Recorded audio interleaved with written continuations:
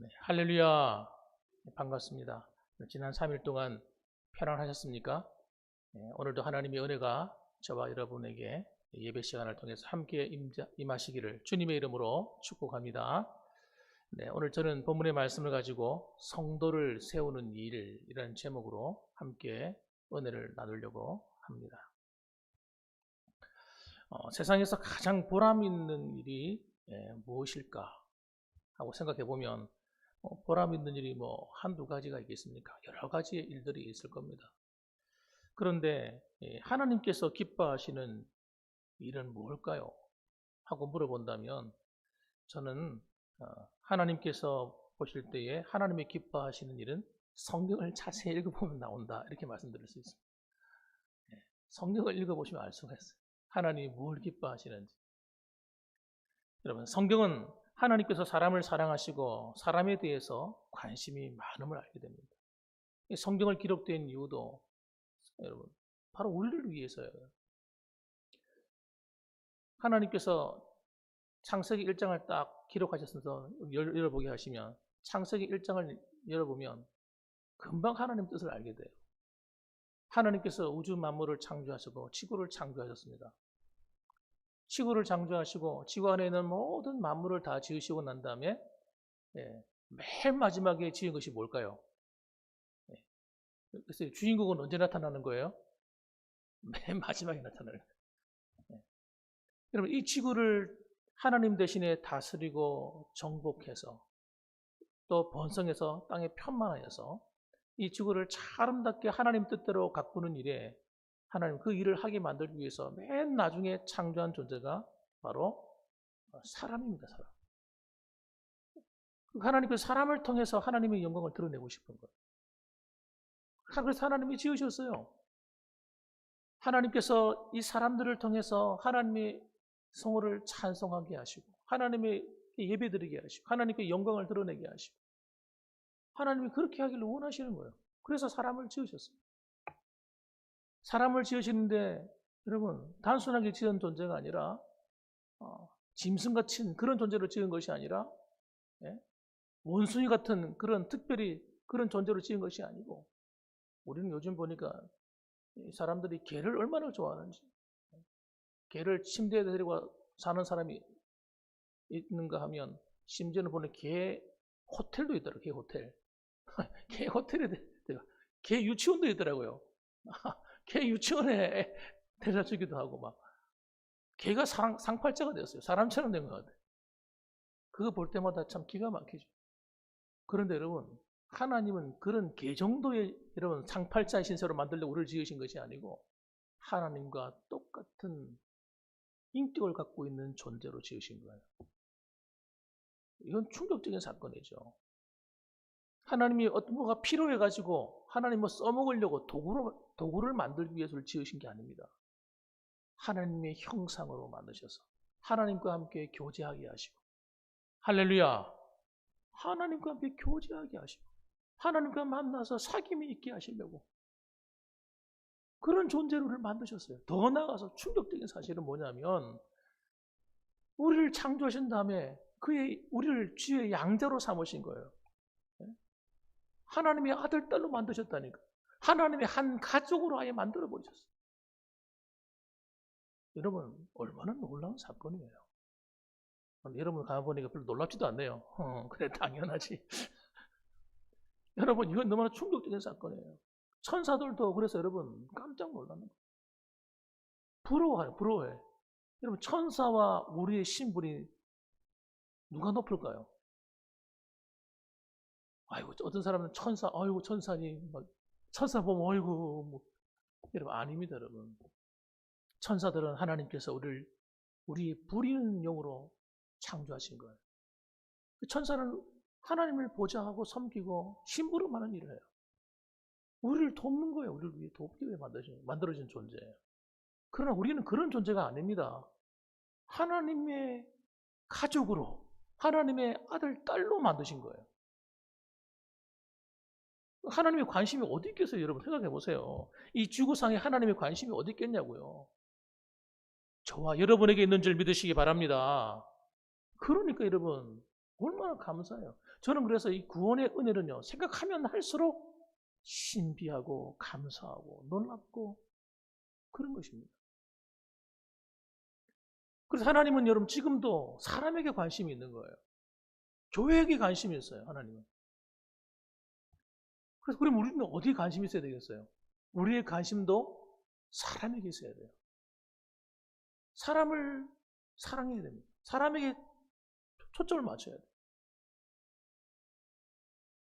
선교사들을 하나님께서 이 땅에 보내셨는데 그다 처음에 선교사들이 왔을 때에 우리나라에는 정말 사람 살만한 그런 동네가 아니었어요. 너무 가난하고 못 사는 그런 곳이었습니다. 이런 곳에 선교사를 보내서 선교사들이 뭐 한 줄 아세요? 제일 먼저 한 게 학교를 짓는 것이었어요. 두 가지를 내는 첫째는 학교를 지었어요.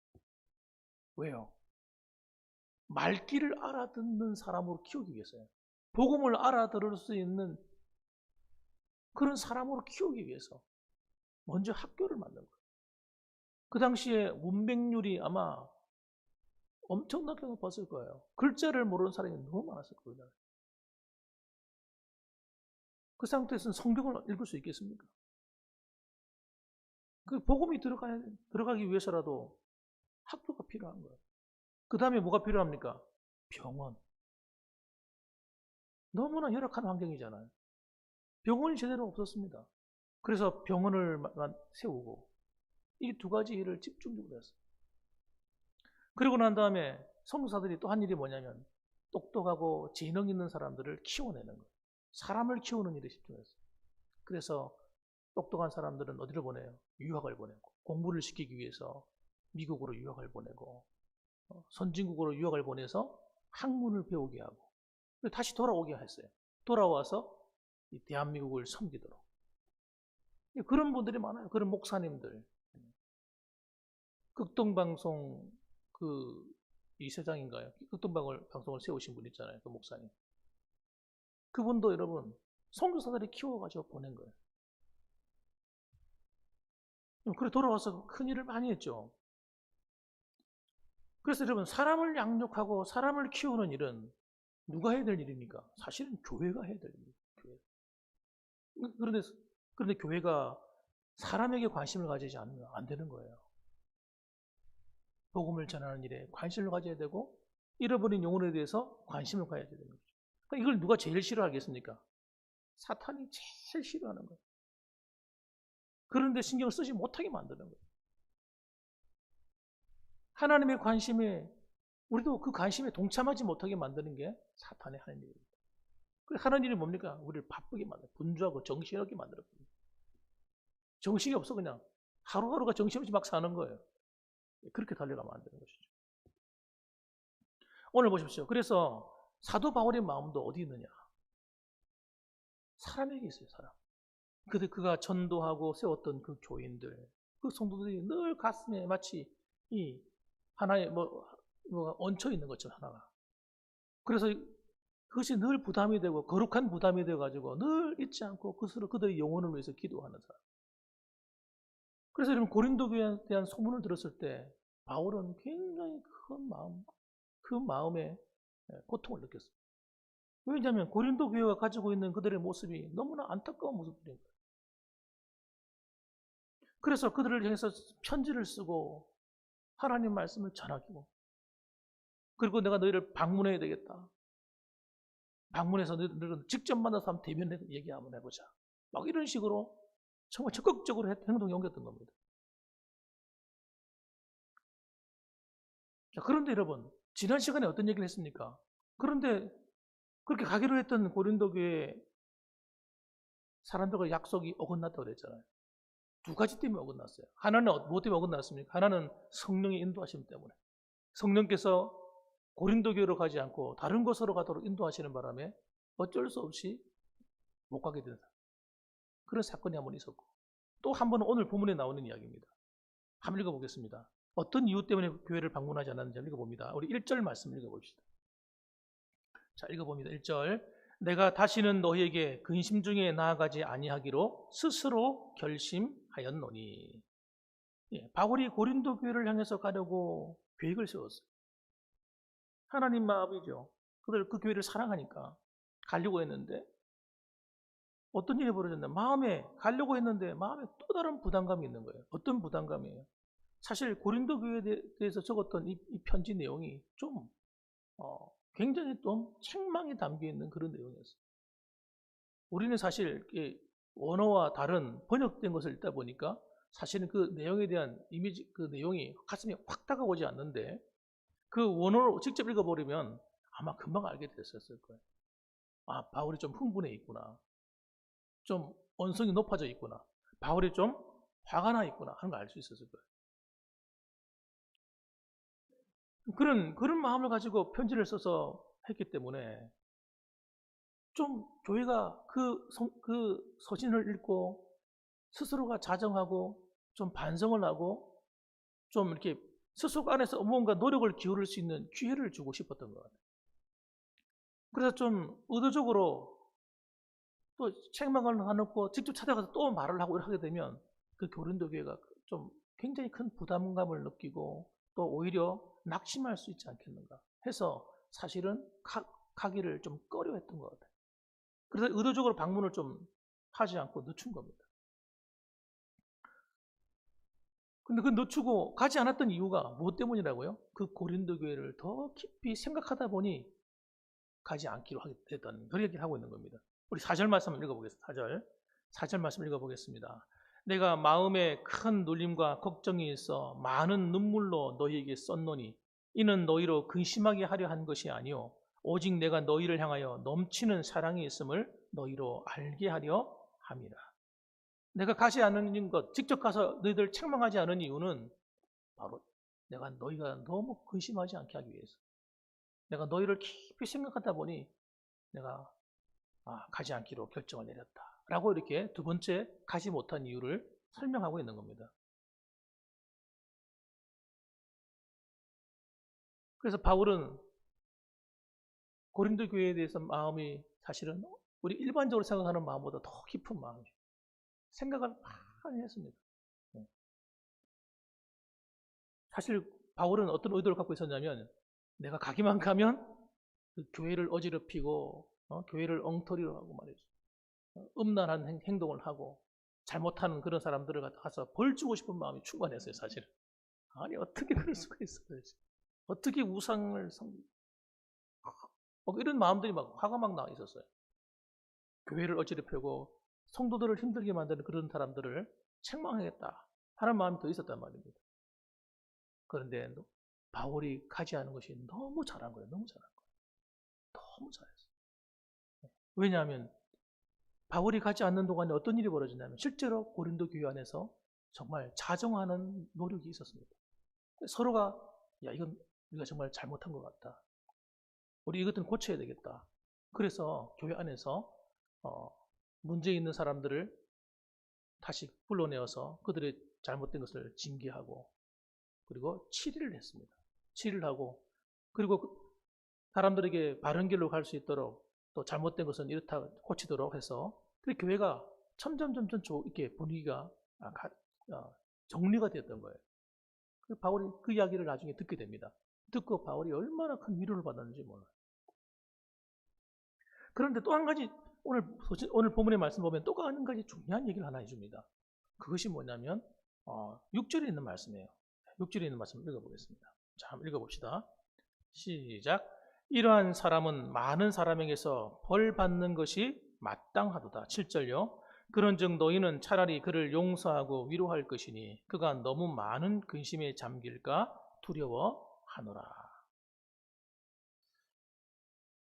5절에 보면 고린도 교회에서 바울을 근심하게 한 자가 있었습니다. 그런데 고린도 교회 성도들의 마음을 아프게 한 것이고 바울의 마음을 아프게 한 것이고 교회를 힘들게 만든 것은 사실이지만 어떻게 된 것인지 바울이 그들에 대한 마음도 있는 거예요. 그래 어떻게 말합니까? 이러한 사람은 많은 사람에게 벌 받는 것이 마땅하다. 그런데 그들을 이제는 그만 용서하고 그들을 위로하라. 이렇게 얘기해 주고 있는 거예요. 야, 이 바울의 마음을 보면요. 진짜 그리스도의 마음이 있는 것 같아요. 잘못한 사람, 정말 하나님 앞에서 정말 교회를 힘들게 만들었던 그 사람이 벌을 받는 것이 마땅한 일이죠. 아마 그래서 그것 때문에 아마 참 많은 어려운 일이 있었을 거예요. 그 사람에게는. 교인들로부터 따가운 눈총을 받고 교회에서 치리를 당했기 때문에 얼마나 마음이 위축되어 있었겠습니까? 그 영혼을 생각하는 거예요. 밥 먹을 때마다 바울의 마음이 편치 않는 거예요. 당연히 그 사람을 혼을 내야 되지만 한쪽에서는 마음이 아픈 거죠. 그런데 왜 용서라고 했을까요? 여러분, 용서라고 하는 것은 아무렇게나 하는 게 아닙니다. 여러분. 용서는 그냥 용서할게? 아니요. 용서는 잘못하게 되면 여러분 죄를 관과하게 만드는 거예요. 더 큰 죄를 키우는 거예요. 용서는 아무나 용서하는 게 아닙니다. 여러분.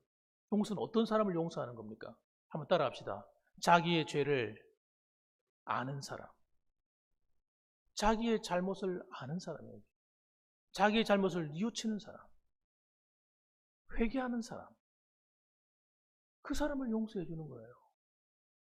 여러분, 아무나 그래 용서해 줄게 이러면 안 되는 거예요. 자기의 잘못도 모르는 사람, 반성하지 않는 사람, 그런 사람을 용서하면 어떻게 됩니까? 그럼 하나님이 우리를 용서하실 때 그렇게 용서하신 건지 아세요? 복음이 그렇게 가벼운 게 아닙니다, 여러분. 자기의 죄를 회개하고 뉘우치지 않는 사람을 하나님이 어떻게 용서해 줄 수 있겠어요? 그래, 복음을 깨달은 사람의 특징이 있어요. 정말 복음을 깨달은 사람, 정말 예수 믿는 사람의 특징이 뭡니까? 자기 죄를 자각하는 사람이에요. 그래서 하나님께 용서를 구하는 거예요. 하나님, 내가 잘못했어. 복음을 깨달은 사람은요, 자기 죄를 깨닫는 사람이에요. 자기가 죄인임을 아는 거예요. 그래서 바울이 뭐라고 말합니까? 나는 죄인 가운데 괴수로다. 자기는 죄인 가운데 괴수래요. 죄인 중에 죄인이래요. 악한 사람 중에 정말 제일 악한 사람이래요.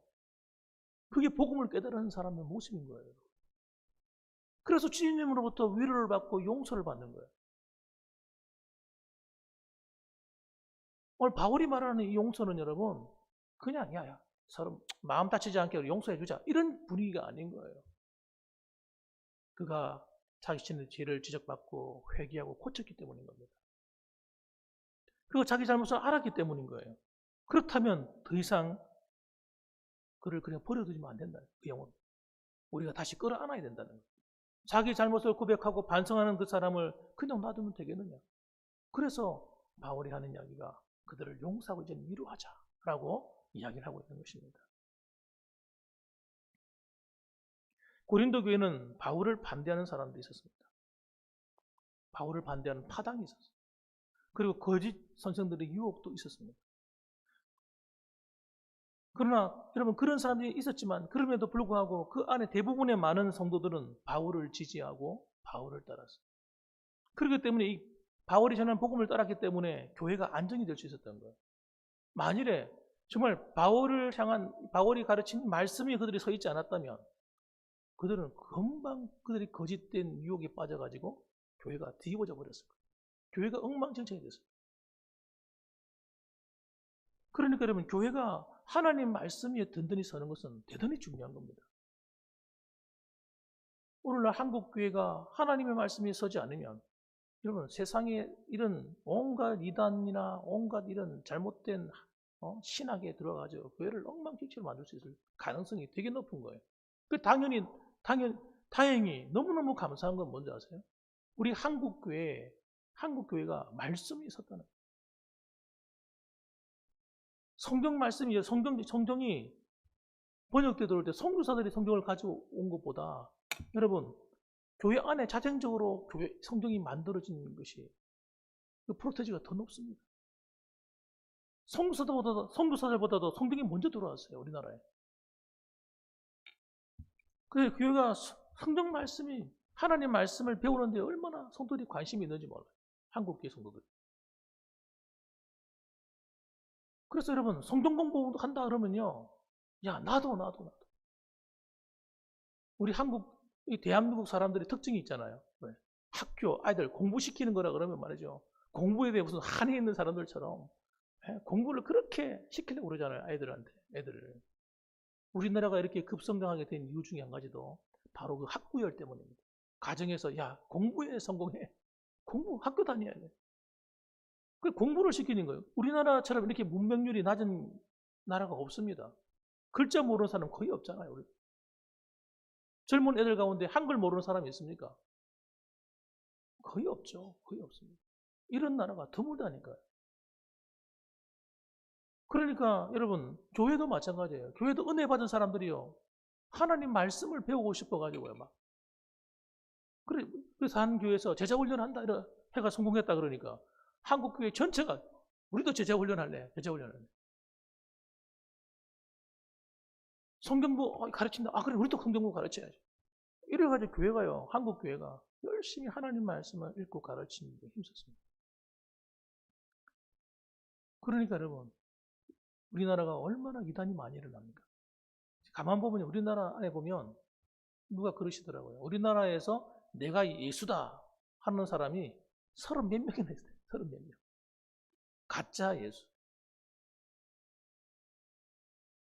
그래도 여러분, 한국 교회가 이렇게 든든히 서서 있는 거 보면 진짜 하나님의 은혜예요, 은혜.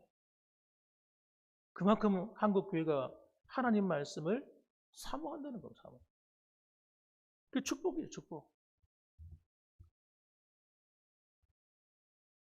그래서 바울이 가르쳤던 그 복음, 하나님 말씀, 그 위에 교회가 서 있었기 때문에 이런 어려운 거짓 교사들이나 이런 바울을 사도가 아니라고 모함을 하면서 교회를 넘어뜨리려고 했던 그런 파당이 일어났음에도 불구하고 교회가 자생적으로 그 문제를 싹 해결해 버린 거예요.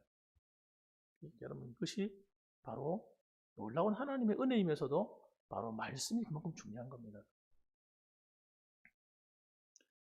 자, 그래서 여러분, 용서라고 하는 것은 여러분, 가볍게 용서해 주는 게 아니라 말씀드렸습니다. 용서는 아무나 그냥 용서를 남발하면 안 된다고 말씀드렸습니다. 용서는 뭡니까? 그 사람이 자신의 죄를 깨달았을 때, 그리고 자신이 반성하는 기미가 보일 때에, 그렇게 용서가 가능한 거예요. 하나님도 마찬가지입니다. 복음과 딱 만나게 되면 우리는 어떻습니까? 자기 죄를 깨닫고 자기 부족함을 깨달아서 하나님 죄송합니다. 내가 이제부터 내 자신이 잘못한 걸 고치겠습니다. 라고 말할 때 하나님의 은혜가 여러분 살아 역사하는 우리 삶이 되는 겁니다. 자, 그 다음에 여러분 11절 말씀 보시기 바랍니다. 11절. 자, 우리가 마지막으로 봐야 될 말씀은 11절 말씀입니다. 우리 한번 같이 읽어보겠습니다. 시작. 이는 우리로 사탄에게 속지 않게 하려 함이라. 우리는 그 계책을 알지 못하는 바가 아니로다. 아멘. 하나님의 속한 일은 뭡니까? 하나님의 속한 일은 우리를 사랑과 용서와 위로로 함께 하시는 겁니다. 때로는 하나님이 우리의 마음을, 우리의 부족함을 깨닫게 하시려고 우리를 징계하실 때에도 하나님의 근본적인 마음은 어디 있어요? 하나님의 사랑에 있습니다. 용서에 있고 위로에 있는 겁니다. 우리를 불행하게 만들거나, 우리가 좌절해서 넘어지게 만들거나, 우리가 정말 힘들게 살아가기 원하시거나, 그런 분이 하나님이 아니신 거예요. 그러나 사탄은 다릅니다, 여러분. 사탄은 뭐예요? 사탄의 근본적인 목적은 뭡니까? 증오와 반목과 대립입니다. 다툼과 싸움입니다. 사탄이 하는 일은 무엇입니까? 사탄은 우리가 불행해지길 원하는 겁니다. 교회가 여러분 다투고 갈라지길 원하는 거예요. 이게 사탄이 하는 일이에요. 아주 못됐습니다. 따라합시다. 사탄아, 물러갈지어다. 예, 예수 이름으로 쫓아내버려 사탄입니다. 사탄이 하는 일은 여러분 우리가 금방 보면 알 수가 있어요. 이게 사탄의 일인지 하나님의 성령의 역사인지. 사탄이 하는 일은 여러분 사람과 사람을 반목하게 만들어요. 다투게 만들어요. 분쟁하게 만들어요. 못됐습니다. 그래서 자신의 죄를 보지 못하게 만듭니다. 자기의 잘못을 모르게 만들어요. 불행한 거죠. 왜냐하면 자기 자신의 잘못을 못 깨닫는 사람은 돌아올 수가 없으니까. 회개가 안 되잖아요. 회개가. 돌아와야 되는데. 여러분 잘못된 길로 가던 사람이 이 길이 잘못되었어. 이 길이 가면 낭떠러지가 있어. 이 길은 밤이 어두운데 조심해야 돼. 그걸 알아야 돌아올 거 아니에요. 그런데 이 길이 좋은 길이라고, 이 길이 지름길이라고 믿고 어두운 밤에 가면 어떻게 돼요? 낭떠러지 떨어져서 죽는 거죠. 그래서 여러분 우리가 복음을 알았다 깨달았다는 게 뭡니까? 내가 어떤 사람인지 알게 되었다는 거예요. 하나님의 은혜를 깨달았어요. 뭘 깨달은 겁니까? 하나님 은혜가. 내가 어떤 사람인가 발견된 겁니다. 아, 내가 이렇게 형편없는 사람이구나. 내가 이렇게 무능한 사람이구나. 내가 이렇게 부족한 사람이구나. 깨닫는 것이 복음이에요. 이게 눈에 보여야 돼요. 그런데 여러분, 처음에는 보였는데 막 신앙생활 하다 보면 어느 순간에 나의 이 모습이 안 보이는 거예요. 내 부족함이 안 보이고 내 연약함이 안 보이고 내 이러는 게 안 보이고 다른 사람의 잘못만 보이는 거예요. 이게 여러분 내가 성경을 많이 아는 게 아니라 사탄이 우리를 속인 겁니다.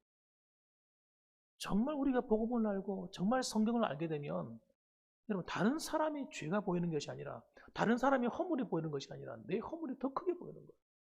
여러분 가만히 한번 생각해 보세요. 여러분이 하나님께 은혜를 받을 때 언제 은혜를 받았는가 생각해 보세요.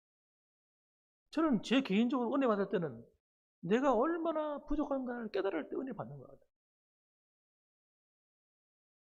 내가 죄인임을 알고 내가 오늘도 강단에 서기까지 내가 얼마나 무능한 자인지 알 때에 제가 하나님을 의지하게 되는 거예요. 성령을 의지하게 되는 거예요. 십자가를 붙들게 되는 거예요.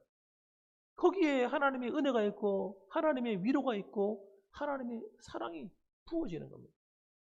그런데 어느 날 여러분 사탄이 속이는 거예요. 나는 아무 문제가 없어. 나한테 문제가 안 보여. 이게 문제인 거예요. 나는 다 잘하고 있는 것처럼 보여. 이게 기가 막힌 거예요. 이게 여러분 이렇게 되면 안 되는 거죠. 그리고 다른 사람의 잘못만 보여. 이게 우리가 속고 있다는 증거예요. 어느 순간 내가 속고 있는 거예요. 그럼 복음을 잘 깨닫지 못한 거예요. 아직도. 여러분 하나님 앞에 서는 그날까지 우리는 여러분 내가 드러나는 순간 끝나는 거예요. 신앙은 그때부터 내리맡기는 거예요. 따라합시다. 복음은 내가 죽고 주님이 사는 것입니다. 복음이라는 것은 여러분 내가 죽는 거예요. 내가 뻘뻘 살아있는 것은 복음이 아니에요. 그거는 내가 의가 살아있고 내 뜻이 살아있고 내 의지가 살아있고 내가 다 살아있어. 내 뜻대로 다 해버려야 돼. 이건 굉장히 위험한 겁니다. 사탄이 여러분 교회를 무너뜨릴 때 이 방법을 쓰는 거예요. 이 방법. 그리고 고린도 교회도 마찬가지입니다. 그런 걸로 그렇게 끌고 가려고 하는데 거기는 탁월한 지도자인 사도 바울이 보고 있었잖아요. 하나님께 기도하는 사람, 말씀의 사람이 딱 버티고 있는 거예요. 그 말씀이 교회를 세워놓으니까 성도들이 잘못된 길로 가다가도 돌아오는 거예요. 사랑하는 성도 여러분, 사탄에게 속지 않기를 주님의 이름으로 축원합니다. 11절 이렇게 말해요. 이는 우리로 사탄에게 속지 않게 하려 함이라. 그래서 여러분 정신없이 살면 안 됩니다. 영적으로 정신을 번뜩 차리고 살아야 돼요. 내가 지금 어디 서 있는가? 우리 교회가 어디 서 있는가? 한국교회가 어디 서 있는가? 이게 눈에 보여야 됩니다. 이게 보여요. 내가 지금 어디 서 있지 지금? 내가 정말 하나님 앞에 내 신앙의 고백이 지금 무엇이지? 하나님, 내가 아무리 생각해봐도 저는 제 힘으로는 이 믿음의 길을 온전히 걸어갈 수가 없습니다. 하나님, 내 힘으로는 하나님의 교회를 섬길 수가 없습니다. 하나님, 내 힘으로는요 정말 나는 아무것도 아닙니다. 주님, 내가 이 부족한 사람이 내가 뭘 할 수 있습니까? 나를 불쌍히 여겨 주시옵소서. 이런 고백이 저절로 나와야 돼요. 저절로 나와야 돼요. 매 순간순간마다 저는 하나님의 은혜 없이는 살 수 없습니다. 그래서 여러분, 사탄이 하는 일은 바로 이런 거예요. 그렇게 교회를 여러분 하나님의 은혜에서 멀어지게 만들 때 그것을 깨닫고 돌이킬 수 있는 능력은 다른 데 있는 것이 아니라 여러분 하나님이 십자가의 사랑을 다시 매일같이 회복하는 거예요. 매일매일. 매일 주님이 십자가로 돌아가는 것밖에 없습니다. 매일 돌아가야 돼요. 순간순간 돌아가야 돼요. 다른 방법이 없다니까요. 옆에 분들하고 인사합시다. 매일매일 십자가로 돌아갑시다. 시작.